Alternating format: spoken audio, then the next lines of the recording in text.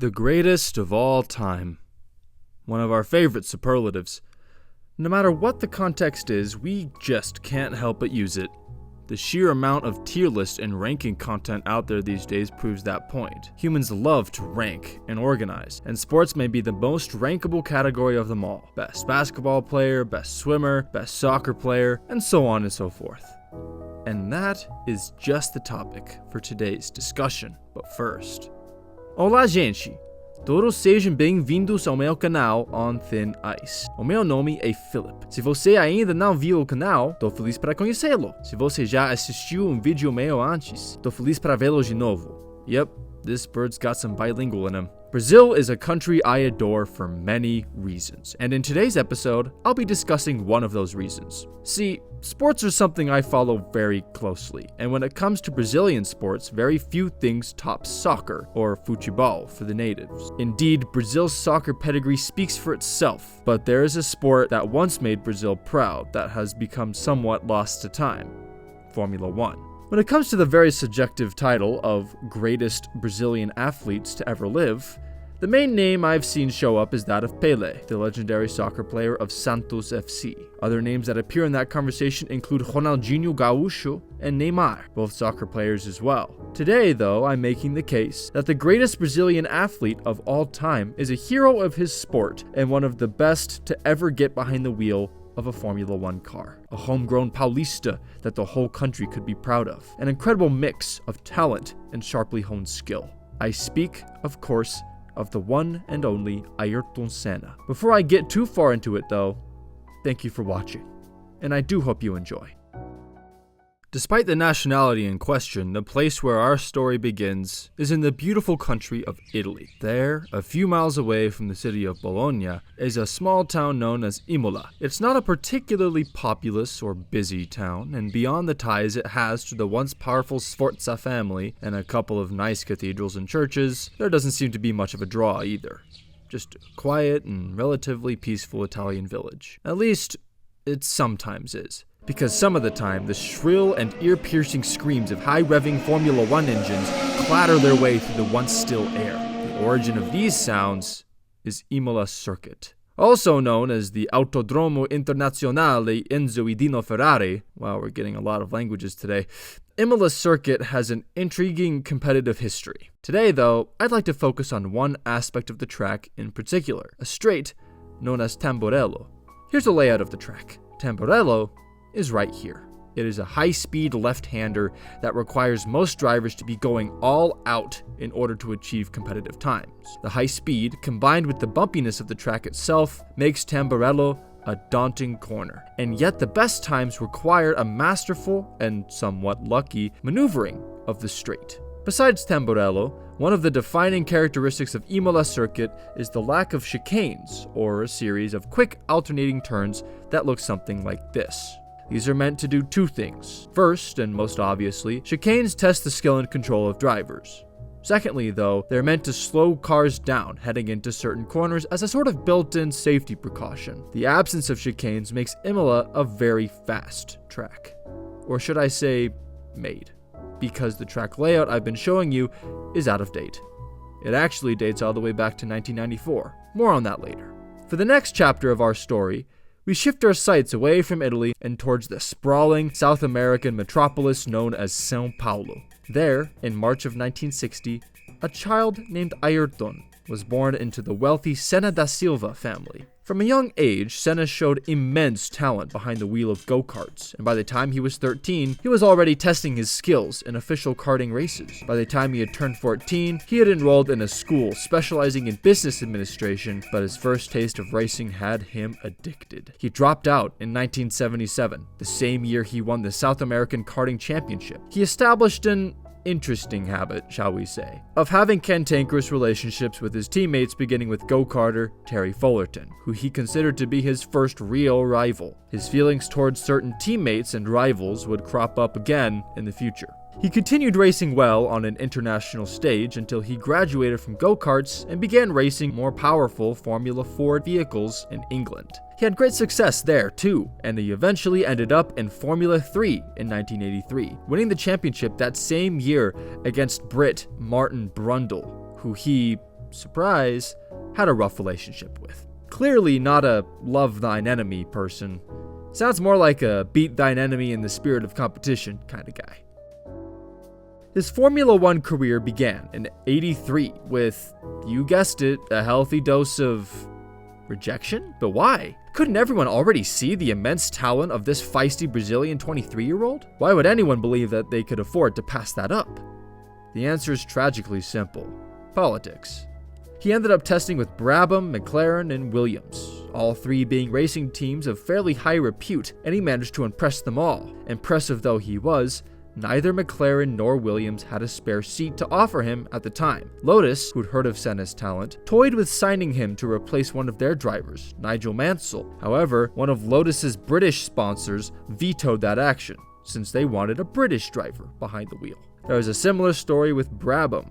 Senna was impressive enough for the team to heavily consider signing him, but once again, a major Italian sponsor of the team shut it down, since they wanted an Italian driver. Senna's status as a Brazilian was working against him, but his talent spoke louder than his race, and he ended up at a newer underdog-type team known as Tolman. He spent 2 years there, and besides a few podium finishes here and there, his career, while promising, paled in comparison to what he would eventually achieve with other teams in the future.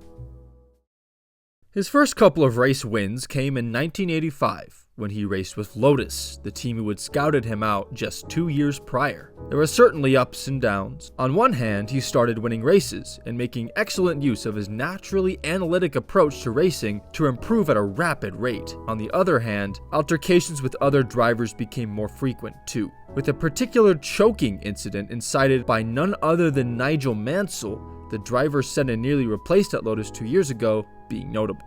It was clear that he had an attitude, and that he truly believed in himself. This may have rubbed certain people the wrong way. And by certain people, I mean Alain Prost. I definitely meant Alain Prost. Speaking of Prost, Senna switched teams to McLaren in 1988, where Prost would be his new teammate. I find this next part quite interesting, because typically, in the spheres of competition, rivals are on opposite teams from each other. Here, though, we have a case of a fiercely burning rivalry between members of the same team, something that is certainly not very common at all in the world of sports. These two didn't just not get along, though. They actively and very publicly disliked each other, with that initial disdain quickly blossoming into rageful hatred in the coming months and years. Enough of that for now, though, because 1988 was the year Senna set the F1 world on fire. He won 8 races that year, which was good enough to tie the single-season F1 record at the time, as well as beating Nelson Piquet's record of 9 pole positions in a single season, with 13. The cherry on top of that season was Ayrton Senna's first World Championship title, with McLaren winning the team title on top of that thanks to the efforts of the also very talented Prost, who himself had an impressive 7 wins that same year. But there was trouble in paradise. As I had mentioned, Prost and Senna did not like each other. That relationship would intensify in the 1989 season, which saw Prost beat Senna for the title this time around. There were some controversies, however, that took place that year. One of the bigger problems seemed to be the growing distrust between the two drivers, as both suspected the other of modifying their own car under the table and against the rules in order to gain an edge. In the penultimate race of the season, this conflict came to a head as Prost removed a piece of equipment from his car, which had the consequence of making him faster on the straights and slower in the corners, making passing him a difficult task. Nevertheless, Senna tried, and as tensions boiled over, a collision occurred, leaving both cars at a standstill. Prost retired from the race, but Senna did not, and re-entered the race after getting a push start and visiting the pits to repair a broken bit of his car. He incredibly went on to win that race in spite of the crash, though his victory was short-lived. He was disqualified from the race due to his illegal maneuvers following the collision with Prost. This disqualification ended up costing him the championship for that season, which went to his teammate.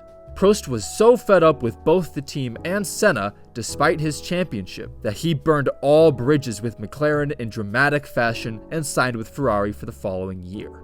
Prost's departure uncorked Senna's peak potential, as he became the youngest driver to win back-to-back championships and the youngest 3-time world champion in F1 history following the 1990 and 1991 seasons. At this point, Senna was indisputably the best driver in the world. There's just one moment from these years that I want to highlight because it is a chilling foreshadowing of what was to come. In a 1990 interview with F1 legend Jackie Stewart, Stewart brought to Senna's attention that although he was world champion once again, he had done so while being involved with far more collisions than any other champion that came before him. The implication here was clear. Senna was being reckless. A defensive Senna responded with the now legendary quote, "Being a racing driver means you are racing with other people, and if you no longer go for a gap that exists, you are no longer a racing driver." It was always Senna's MO to push the envelope, which resulted in more collisions and crashes, while also adding to his legacy. While he was certainly enjoying great success at this point in his career, Ayrton's path to said success was not easy, being replete with many metaphorical rainy days. This is where I segue into what I believe to be Ayrton's greatest contribution to the sport of F1, the art of driving in the rain. I'll keep it brief, because there isn't much to say besides this. In the rain and on a wet track, Ayrton Senna is the best F1 driver of all time. His skill in the rain stands as a testament not just to his skill, but to his work ethic. Once during his karting days, the rain cost Senna a win during a big race, and ever since then, he religiously would hit the track and start training the moment it started to rain. As incredible a racing driver as he was, Senna's influence was not limited to the F1 track. See, the McLaren F1 team was actually a partnership between Honda and McLaren, with Honda supplying the engine and other engineering expertise. During Senna's stint with McLaren, Honda was developing a new sports car, one that had Ferrari and Porsche-esque aspirations. Senna provided his input throughout the development process, and the result was the Honda NSX, one of the most beloved Japanese sports cars of all time. It has attained cult classic status over the years, as its passionate fan base has only grown stronger with time. This would not have been possible, I don't think, if it didn't bear the elusive Ayrton Senna stamp of approval.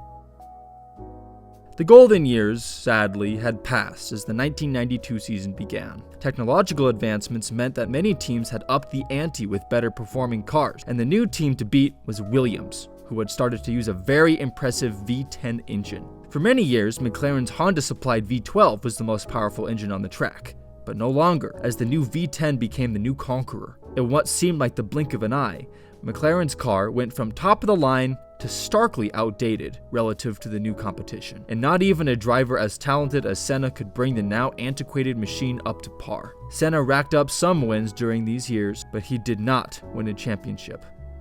Little did he and the rest of the world know that he would never win it again. Also worthy of note during this time period was the emergence of some new talent. A team known as Benetton had picked up an electric talent by the name of Michael Schumacher, a German driver who would go on to have a very successful 22-year racing career, complete with a whopping 7 championships of his own. Take a wild guess. Do you think that Senna appreciated the arrival of younger talent? Perhaps he was excited and happy to see young drivers rejuvenating the sport. Maybe he left his contentious past years behind him as he took a young up-and-comer under his wing to mentor and guide him. Of course not. Senna perceived Schumacher as nothing more than another threat to his dominance, and as a result, his treatment of the kid was cold and dismissive at best. The nail in the coffin for McLaren came in 1993, when Honda pulled out of the sport due to economic problems. Since Honda supplied the engines McLaren was using, they had to find engines from elsewhere, eventually ending up with some Ford V8s. The problem was, though, that these V8s were 2 whole specs behind that of their current gen V8s, which were already being used by another team. Despite their best efforts to design a competitive car, the limitations on performance caused by a relative lack of horsepower were too much to overcome, and at the end of the season, Senna announced his departure from McLaren, as well as his intention to become the newest member of the cutting-edge team Williams. An ironic side note, this move was only possible due to the retirement of Williams' second driver, who was, you guessed it, none other than good old Alain Prost. He had severely fallen off since his days at McLaren with Ayrton and decided to retire this year. Perhaps a change of scenery and a fancy new car was what Ayrton needed to get some wins back under his belt again. Nope, he actually didn't finish the first 2 races of the 94 season. Despite securing pole position, he failed to score in either race, making it his worst start to a season in his entire career. A frustrated Senna declared to the media that his season would really start at the next race, where he promised to really kick things into gear. And that brings us back to this foreboding image. Imola.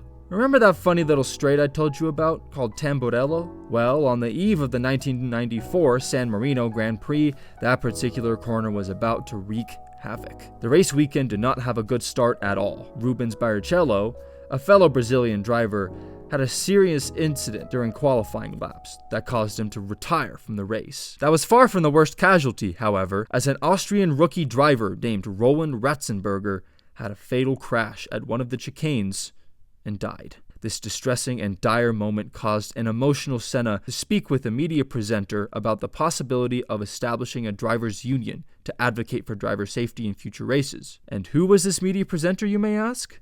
Alain Prost. How poetic. Irony aside, that conversation, in retrospect, is a haunting one. The race was not called off despite the crash, and Senna, despite being emotional, was there at the start of the race. After some technical difficulties, the race was underway, and Senna got right back to business as usual, posting some blazing fast lap times, until lap 7, Tamburello Straight, nearly 200 miles an hour.